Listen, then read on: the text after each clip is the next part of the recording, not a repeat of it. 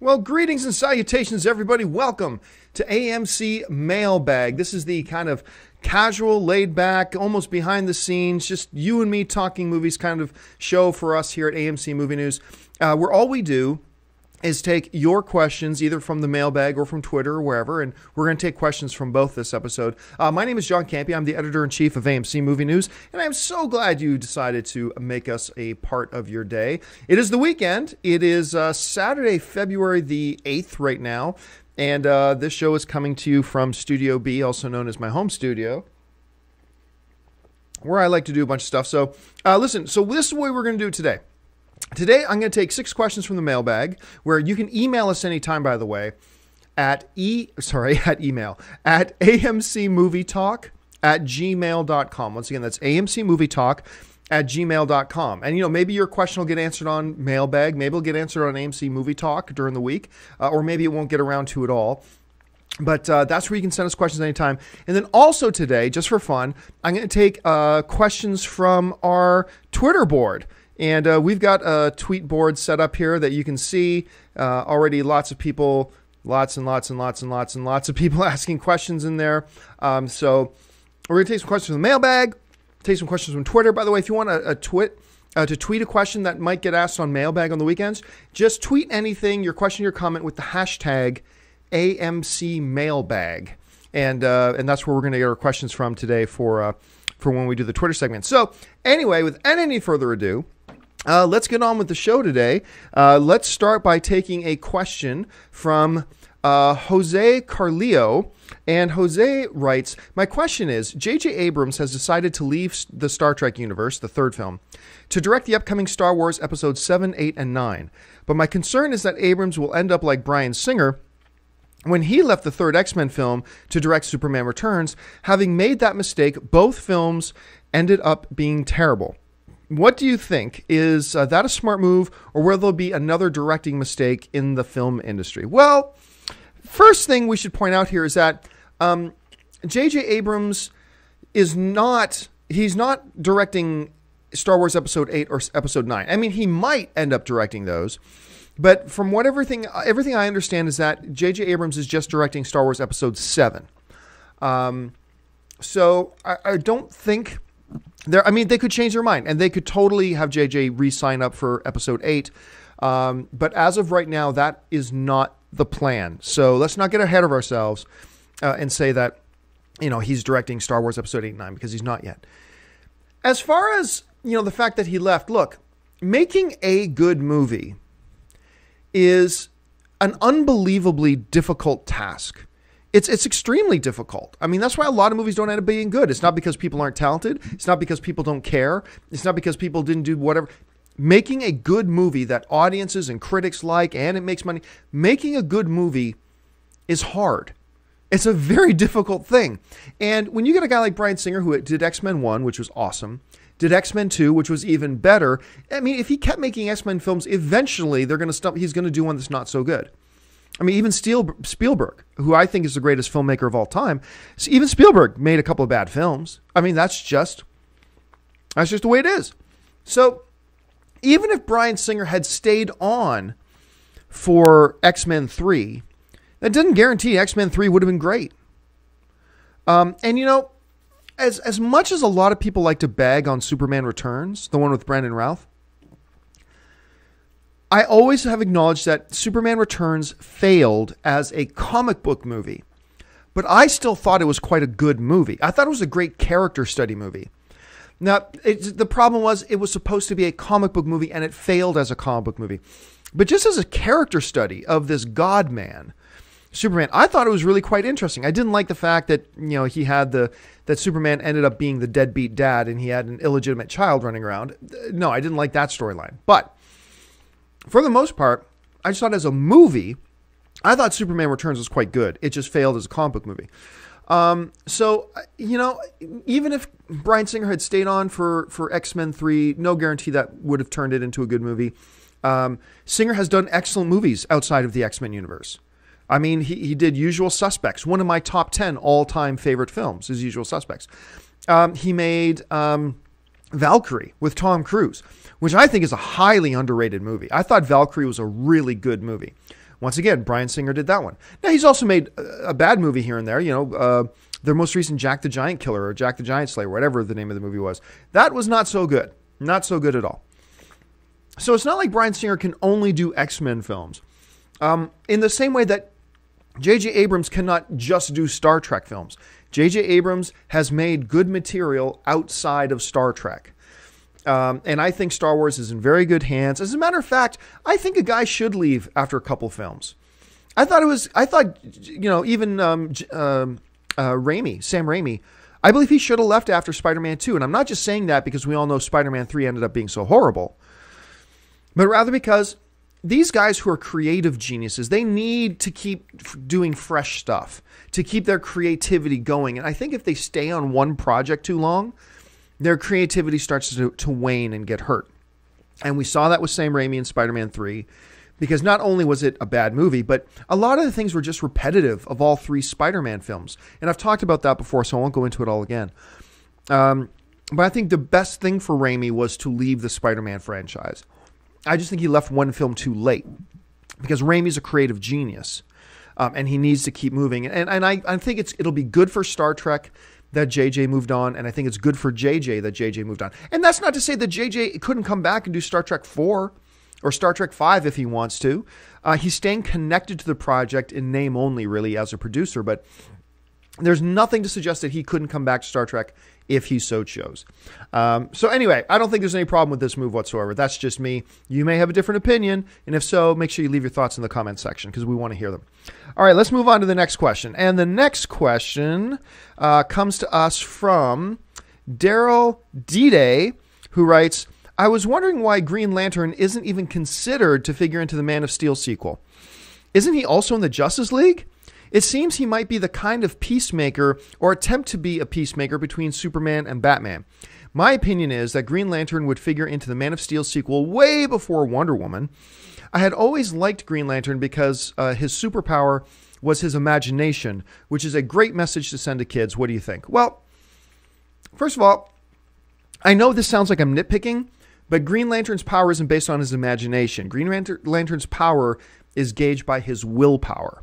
So a little bit of a distinction there between imagination and willpower. Yes, he uses his imagination to concoct all these constructs that he puts together, but ultimately his power is his willpower, flowing into the ring and all that kind of nonsense.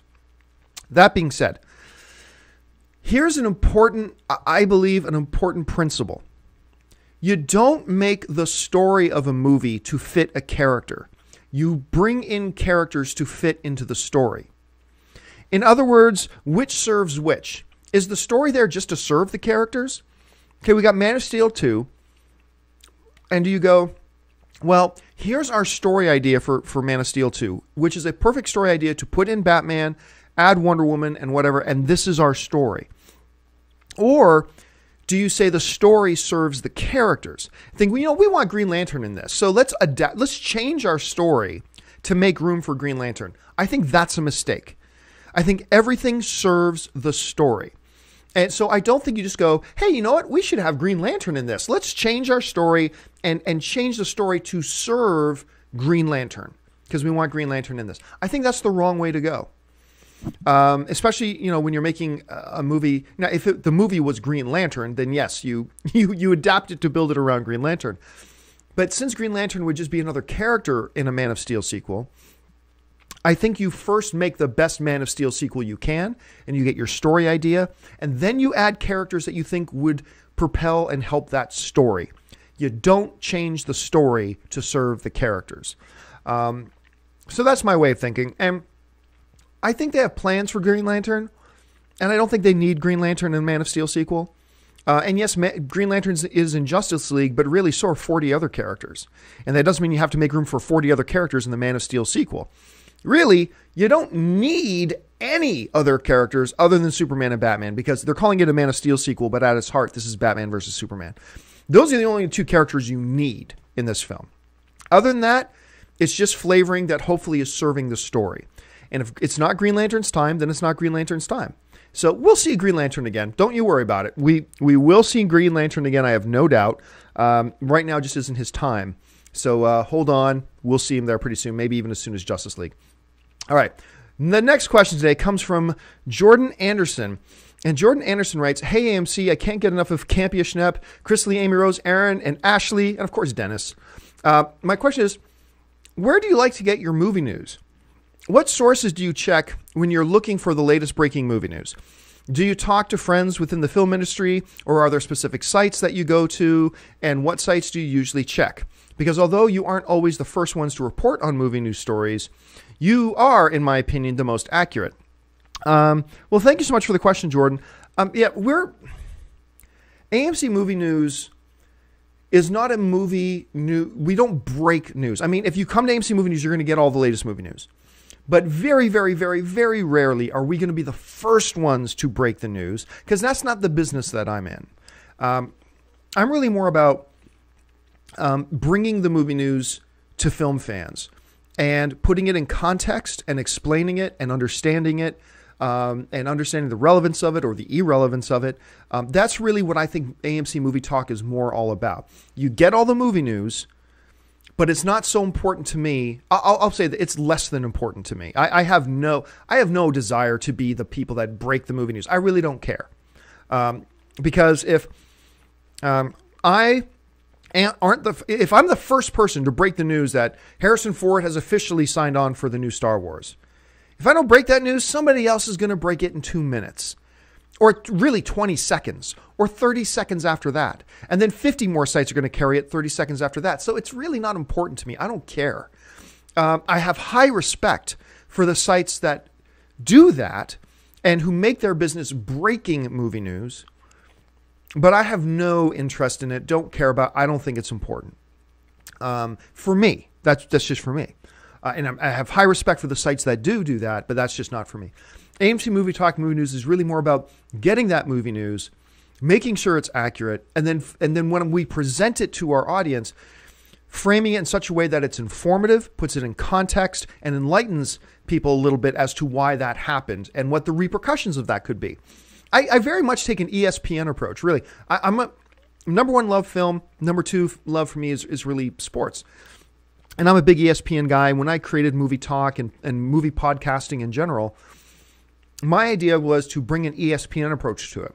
Because when they talk about football stories on ESPN, they don't just tell you Peyton Manning threw for 400 yards today. What they'll do is they'll collect a panel of people and say why this was special, where this kind of puts it in the context of history, what the background of Peyton Manning is to achieve a day like that, what it means to the overall picture of the NFL that week. So they put it all in context. And I've always wanted to do a movie news show that did that takes the movie news, puts it in context, tries to make it as accurate as possible, and then present it to the audience for discussion, for talk and debate.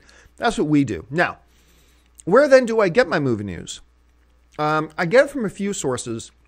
My number one source is I subscribe via RSS to about 70 movie news sites.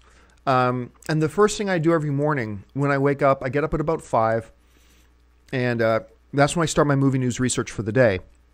And I go through the 75 sources, and I just see what's there. And then after I pick out all the things that look like they could be interesting, I start cross-referencing to see what pieces of movie news were just obviously rumors and which actually have some validity to them. Cross-reference supporting sites and supporting news pieces that collaborate the stories that are being looked at. And then I narrow it down to about 5 sources and go. I also look at Twitter because I subscribe to a lot of movie news folks on Twitter. And then and then on Facebook and my personal Twitter, people tweeting me like news breaks that, I don't know, okay, here's a great example. The way I first found out about Philip Seymour Hoffman passing away was I was doing the show and people started tweeting me and messaging me on the chat board. And that's how I first found out about it. I mean, a lot of times I get movie news because our viewers are so awesome that they become AMC. The sons of AMC are the viewers of AMC Movie Talk. I refer to all of us as the sons of AMC. But the sons of AMC, what happens is a lot of times they become the eyes and ears of Movie Talk.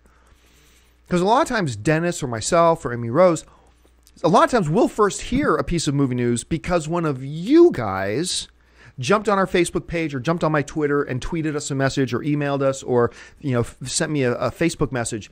And that's how we hear it first a lot of times too, which is just awesome because it means that AMC Movie News is not just me and Dennis and Amy Rose. AMC Movie News is an army of viewers, of hundreds of thousands of people who are all connected in and making sure we're all in the know together. We're like the Borg hive mind that way. So that's a really cool way too. So I get it from my RSS feeds. I get it from Twitter, and I get it from the Sons of AMC who are constantly emailing and tweeting stuff like that. And I thank you all for doing that. All right, let's go to our next question. And our next question today comes to us from Corey. And Corey writes, how come Marvel has decided to introduce Phase 3 of their universe with Ant-Man? In looking at the character, he seems that he is a relatively unknown character in this vast universe. To me, it would seem that Doctor Strange or Black Panther would have been better characters to use as they appear more popular and a good way to kick off their new phase. Is there something about Ant-Man that appeals to Marvel? Well, I think what it was... They've been looking at Ant-Man for years. Like years and years and years they've been wanting to do Ant-Man. And Edgar Wright has been attached to Ant-Man for at least 4 or 5 years.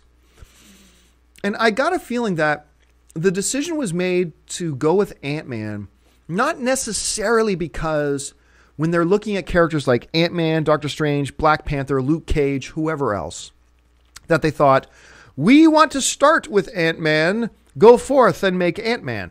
I have a feeling a lot of it was that Edgar Wright wanted to make Ant-Man. They went to some filmmakers to write some scripts, some ideas, and Edgar Wright gave a pitch for the film, and they said, yes, that would make a great movie. So let's go with it. And remember, the importance of Ant-Man in the history of the Avengers cannot be overstated. Ant-Man's a silly name. Let's face it, a lot of our favorite superheroes have very silly sounding names, but while Ant-Man is a silly name, there can be no denying the relevance of the significance of the character in the Avengers universe. So to kick off with him, I'm totally comfortable with it if the movie's great. Remember, Marvel is now at the stage where they have so much success and they've had so many successful films that they're in a position right now where they can roll the dice and take some risks. Because they know right now that one bomb will not derail them. DC and Warner Brothers is not in that position right now. DC and Warner Brothers still need to build on their rocks. Superman, Batman, Wonder Woman. They need to build everything on those people. And then once they've got that really successful, then Warner Brothers and DC will be in a position to roll the dice on maybe an Aquaman or a Hawkgirl or something like that. But for now, they have to focus on their core strengths. Marvel did that, and it worked. And now Marvel's in a position where they can take some risks. Guardians of the Galaxy is going to be their first big risk. Okay, nobody ever heard of Guardians of the Galaxy. Ant-Man is another risk. But then I believe after Ant-Man, you're probably going to see Thor 3, Captain America 3. They're going to get back. So they're going to alternate, I think, a little bit. I think they're doing it really smart. They're going to alternate a little bit between proven successes, risk-taking. Proven success, risk-take. Proven success, risk-take. And they're alternating a bit. And I think that's a really smart way to go. And I believe Warner Brothers and DC will get there. I think Man of Steel was a great start to the new universe that they have. And we'll see how that goes. All right. The next question today, before we get to our Twitter board, comes from John Richards. And John Richards writes, hi, guys. Love the show. The new Darren Aronofsky film, Noah, is being post-converted into 3D, but only for countries outside of the USA, UK, France, and Australia to watch. Those 4 countries will get to watch it in 2D. Do you think this is insulting towards all countries outside of the USA, UK, France, and Australia, that studio executives believe that they are happy to be given crap to watch and don't care that they are being asked to pay more for it? Well, John, it really depends. I mean, part of the decision was that a lot of the international markets, there is proven business cases that a lot of the foreign markets like to see their stuff in 3D. And you know what? I have no problem with a studio making something in 3D or making a film available in 3D, as long as the option is also there for people to go and see a 2D version. Now, just me, myself, I make no secret about it. If I'm given an option to watch a movie in 3D or a movie in 2D, I will always choose 2D. No exception. I will always choose 2D. And I'm not going to go into all the reasons why, but for me, I'm a 2D. I vastly prefer film in 2D. But I have no problem with a movie being released in 3D, as long as they're not forcing audiences to watch it in 3D, as long as there are, screens that are showing the 2D version of the film, which, 90% of the time there are. And I think the foreign markets that we're talking about, there are proven business cases that a lot of the foreign territories really do like their 3D movies. So why not offer them the option? And if people living in, I don't know, what's a country that wasn't listed there? If people living in Italy don't want to see it in 3D, then they can just go watch a 2D screening of it. So it's really not that big of a deal. And it's, pardon me, it's only based on what proven business cases have shown. And I don't think there's ever a bad thing about offering audience options. At the same time, I have no problem that they're not offering a 3D option in the North American markets. I'm totally cool with that. So that's just the way I see it. All right, our last question today, before we get into the Twitter questions, comes to us from Omar A., who writes, "Hey guys, great show. Keep up the good work. My question is this. If there was no such thing as comic books, would AMC Movie Talk even exist? How dependent is this show on comic books?" Omar, fair question. But I guess we get this question asked a lot because a lot of people will often say to me, it feels like all you guys do is talk about comic book movies. And I can understand why people would ask that or suggest that. But I would like to point out that the vast, vast majority, if you look at our main show, which is AMC Movie Talk, Mondays through Fridays, the vast, vast majority of the movie news stories we do have nothing to do with comic book movies. So I'm just going to open up my show notes here from the last couple of AMC Movie Talks we've done. And let me see, where are my show notes? There are my show notes. Okay, so this is from the last couple that we've done, okay? On Friday's show, we had one story about Vision, then a story about Johnny Depp, a story about Expendables, a story about Pitch Perfect 2, and a story about The Mechanic 2. So out of all the stories we did that day, there was one comic book movie news story. One. So if we go to the day before, which would be Thursday, we had a Star Wars question. Then we had a Captain America question. Then a Fantastic Four question. And then a Hobbit question. And then a Hitman question. So out of all the movie news stories we did 2 days ago, 2 of them were comic book stories. 2 of them. So far we're 3 stories out of 10. Okay, on the day before that, we had a Captain America story, okay? But then we had a Triple X story, a Bryan Singer story, an M. Night Shyamalan story, a Daniel Craig story, and a Michael Bay story. 1 comic book question out of all of them. 1. So now we're at 4 questions out of 16. So as you can see, and that's just the last couple of days, as you can see, the majority of questions or the majority of topics, I should say, that we deal with on AMC Movie Talk have nothing to do with comic book movies. But here's where that's different. When we get to Mailbag, that's a different subject, because I'd say out of the 200 questions we get emailed to us in Mailbag every day. Once again, you can email us at amcmovietalk@gmail.com. But out of the, say, 200 questions we get emailed to us every day, without exaggeration, I think 160 of them, maybe 170 of them, will be comic book movie related questions. Just people love talking about comic book movies.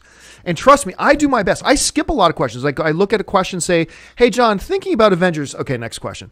"Hey John, looking at Man of Steel 2. Okay, next question. "Hey John, talking about Green Lantern." Next question. And I do my best to make sure I find questions in mailbags that aren't always comic book related questions, but I have to keep addressing them, because if that's what you guys want to ask, then I'm going to keep bringing them up in mailbag segments. So while I certainly, the vast majority of the stories that we cover on AMC Movie News and on AMC Movie Talk are non-comic book movie questions. However, when it comes to the mailbag segments and on mailbags on the weekends, we do address a lot of comic book movie questions, because like 80% of the questions that get sent in are comic book movie related questions. And I skip a lot of them, and I try to make sure I get in the non-comic book questions as well. but I have to be, if that's what the Sons of AMC are asking, then I need to make sure I also address them at the same time. But that's why it feels that way. So yes, to answer your question, yes, there would absolutely be an AMC movie talk without comic book movies. But I think Mailbag, we would get like 30 emails a week instead of 200 a week. Otherwise, just because that's what a lot of people like to talk about, and I'm all for it. I'm all talking about movies. I'll tell you what, I can talk about Avengers, not Avengers 2, not Avengers 3. I can talk about the Avengers movie for an entire 24-hour marathon. I could, because I love the movie, and I could talk about it for 24 hours straight. So I got no problem with it. But yeah, some people are like, hey man, why do you always talk comic book movies? Well, really, we don't. But we do in the mailbag segments because that's what everybody's asking. All right. So that's all the questions from the actual mailbag that I pulled out for today. And now what I want to do is I invited people earlier. I sent out a tweet saying, hey guys, if you want us to ask a Twitter question, tweet us with the hashtag AMC Mailbag. So I've got some Twitter questions here that I'm going to pull up, and we're going to spend a few minutes taking questions that people sent in on Twitter. I have not screened these. So some of these I'm sure are going to be really good questions, and some they're going to be really stupid because I'm not screening them in advance. But let's just look at the Twitter board and see what people have here. Okay, let's start with Jersey Jackson, who at Jersey Jackass1 wrote, what do you think about the Police Academy reboot? Maybe with the Vince Vaughn, Owen Wilson crew or the Seth Rogen crew. Yeah, I'm actually okay with the idea of a Police Academy reboot. I mean, the series was so classic, before they got into Police Academies 24, 25, and 26. At least that's what it felt like. I think it's a great one to reboot. And what you do is you get a really solid comedy crew. But I don't know that you have to get like one of the 2 or 3 established comedy crews. I don't know that you need the Will Ferrell crew. I don't know that you need the Seth Rogen, James Franco crew. I think you can go more smaller names that people would somewhat recognize, get a good, strong lead, and go with it. And I think that can work. All right. Next question comes to us from Air Keyjur. I'm so mispronouncing your name, man. I'm sorry. Is Amazon going into the movie making business now? What's the story on Amazon Studios? I really shouldn't address this question because this isn't a movie question. Amazon is right now in the business of, we're talking about not the Amazon where Wonder Woman comes from. We're talking about, Amazon, where you buy your books. They are now making original programming much like Netflix is. Because you know how Netflix has House of Cards? They have their own original programs they make. Amazon is also getting into the game of making their own original online movies available. So yeah, I don't think you're going to see an Amazon Studios film hit theaters, but they're making their own television programs just for Amazon for online streaming. And that's probably what you're talking about. All right, the next question comes to us from Theo19. And Theo19 writes, do you think we could ever see a Hellboy 3? This comes up now and again, and I'm going to say no. I would love to see a Hellboy 3. Love to see it. But Theo19, the problem is the Hellboy movies haven't made a lot of money. And Guillermo del Toro's already been on record by saying, when I make sequels, I want to make them bigger and bigger and bigger. He goes, and he said he thinks he needs like a $200 million budget to do a Hellboy 3. And there's nobody, they've talked to the studios, nobody is willing to give him that kind of money to make a Hellboy 3. And so unless Guillermo del Toro totally changes his mind, which I do not think he will, we're not going to get a Hellboy 3. Ron Perlman's not getting any younger. Maybe someday we'll see Hellboy rebooted, but I do not believe, and I hope I'm wrong. Trust me, I hope I'm wrong. But I do not believe that we are ever going to see a Ron Perlman, Guillermo del Toro Hellboy 3. So sad for us. Next question from the Twitter board comes us from Matthew Raspberry, who writes, my question is about Man of Steel 2. Is it possible that Superman could become a villain only to be redeemed in the future? Nah, I don't think so. Superman is red, white, and blue, the all-American Boy Scout. I don't think we'll ever see him go bad. Superman 3 did this ridiculous thing. It might have been red kryptonite. I can't remember which kryptonite they used. Remember where Christopher Reeve acted like he was all drunk and suddenly his Superman costume was all dirty and whatever, and he was hitting on Lana Lang. They could do something like that, but I don't think that's the direction they're going. I think some of the world may view Superman as a villain because of the events in Man of Steel, but I don't think they're going to have Superman go villain, because if he does, then that's game over for the whole Earth, really. The next question comes to us from Simon Blakemore. I love your icon there, Simon. Anyway, your avatar. Question, what do you think of Jeff Johns being executive producer for Batman versus Superman? I think it's never a bad thing, remember? But keep in mind, the terms producer and executive producer and all that kind of stuff, very, very deceiving. Because literally, somebody could be called a producer on a film who doesn't do a single damn thing except attach their name to it. Steven Spielberg is infamous for this. Steven Spielberg will have 2 or 3 meetings with the director to talk about a film, and then they slap his name as producer on it and get to have Steven Spielberg's name attached. I don't know, honestly, how much influence Jeff Johns is going to have on Batman versus Superman at all. I doubt much. He'll probably sit in on some meetings. They'll probably bounce some ideas off him. I just don't know how much influence he's actually going to have. So don't let the term executive producer fool you. I hope he has a decent amount of influence. I really like the work he's done. But we'll see how that goes. Just don't put too much stock into that at this point. Okay. The next question, I'm going to take a couple more here, comes from Eshan Bat. And Eshan Bat writes, "Hey, John, I love the show. And please keep it up." Oh, well, thank you very much. My question is simple, and it is, when do you think a Flash movie will come? I don't know what their plans for Flash are right now. I know this. Warner Brothers, DC, and CW have ordered a pilot for a Flash television series. Now, that doesn't mean that the show has been ordered to series. Remember, Wonder Woman had a pilot too, and it never made it to series. The vast majority of shows that make pilots never get ordered for series.